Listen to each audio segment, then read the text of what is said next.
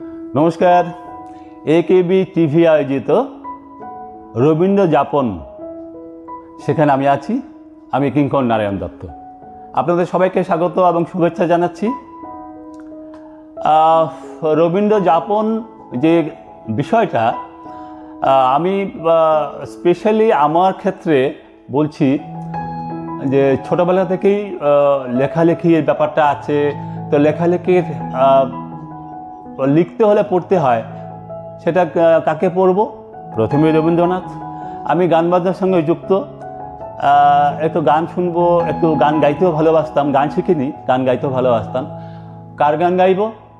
রবীন্দ্রনাথ। তো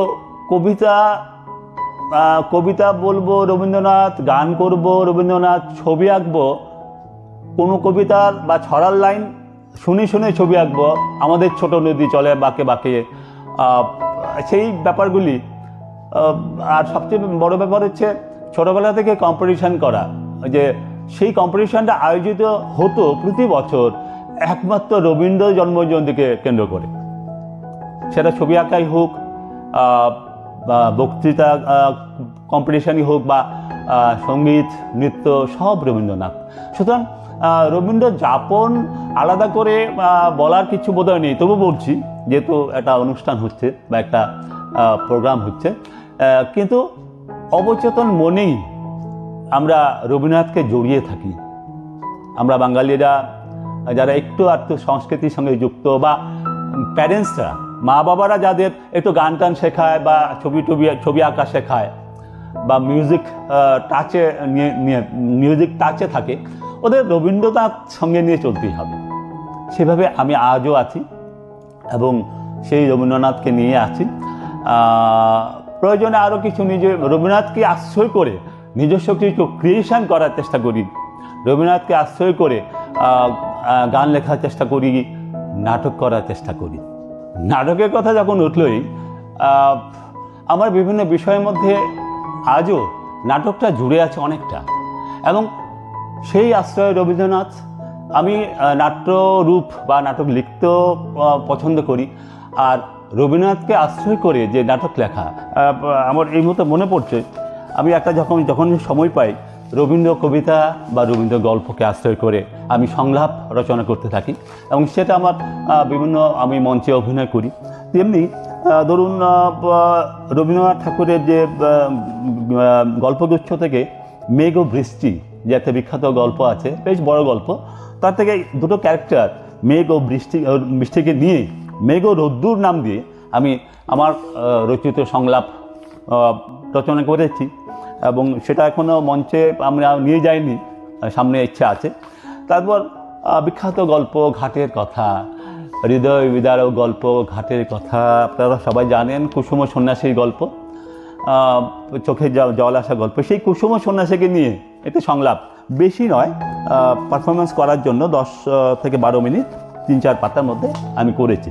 সেটা আমার একটা প্যাশন বলতে পারেন, আমার একটা শখ বলতে পারেন, সেটা আজও করে চলেছি। ঘাটের কথা, যে কুসুম সন্ন্যাসী, কুসুমের সঙ্গে যখন দেখা হলো সন্ন্যাসীর ঘাটের পাশে, তখন ওদের মধ্যে পরিচয়টা সেইভাবে হয়নি, কিন্তু এর মধ্যে একটা টুইস্ট আছে, পরে আমরা পুরো গল্পের শেষে আমরা পাই। কুসুম প্রণাম করে চলে যায়, সন্ন্যাসী বলছে, আচ্ছা আলোয় আমি কুসুমকে কি চিনতে পেরেছি?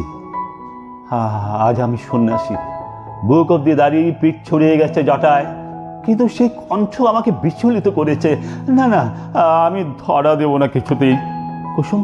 কুসুম আমাকে কিছুতেই চিনতে পারবে না, নিশ্চয়ই চিনতে পারবে না।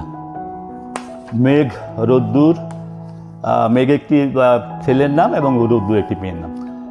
সারাদিন আমজাম পেয়ারা তলায় ঘুরলে চলবে? পড়াশোনা করতে হবে যে। রোদ্দুর মেয়েটি বলছে, আমি পড়ি তো। পড়ো? কি পড়ো? মানে মেঘ বলছে। এবার রোদ্দুর মেয়েটি বলছে, আমি আছাড়কেই পড়ি, গাছ থেকে পা পিছলে পড়ি, আর রাতে ঘুমিয়ে পড়ি। তো এই ধরনের যে সৃষ্টিগুলি করেছেন কবিগুরু, তার যে কবিতা গল্প থেকে নিয়ে আমি বেশ কয়েকটা শ্রুতি নাটক আমি লিখে ফেলেছি। কিছুটা মঞ্চে করি, কিছুটা সোশ্যাল মিডিয়াতে আমি করে থাকি। আমি রবীন্দ্র রবীন্দ্রনাথকে নিয়ে যাপন করি, সেটা আমার জীবনভর, আমার প্রতিদিনের অভ্যাস, প্রতি মাসে, প্রতি বছর এইভাবে আমি যাপন করি। সেটা আমার ব্যক্তিগতভাবে আমি যেটা করি। কিন্তু সবাই কি করে? আমি একটু সংস্কৃতি চর্চা করি, একটু গান লিখি বা একটু নাটকের সঙ্গে যুক্ত, আমি কি সেই জন্যেই রবীন্দ্র যাপন করি? কেন?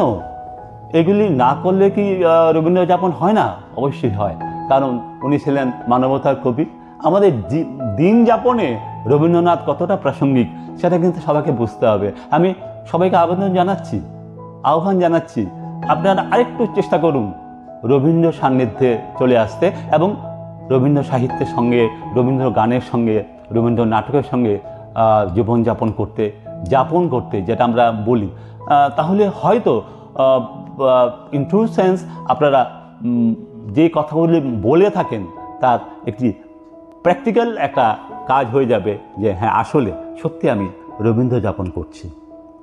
এবং সেভাবেই আমরা যাপন করতে করতে একসময় নিশ্চয়ই আমরা রিয়েলাইজ করব, আমরা বুঝে যাব, আমাদের মধ্যে অনুভবটা চলে আসবে, হ্যাঁ, মৌখিকভাবে নয়, আলোচনায় নয়, রবীন্দ্রনাথ আমাদের সঙ্গেই আছেন, আমরা আছি রবীন্দ্রনাথের সঙ্গে।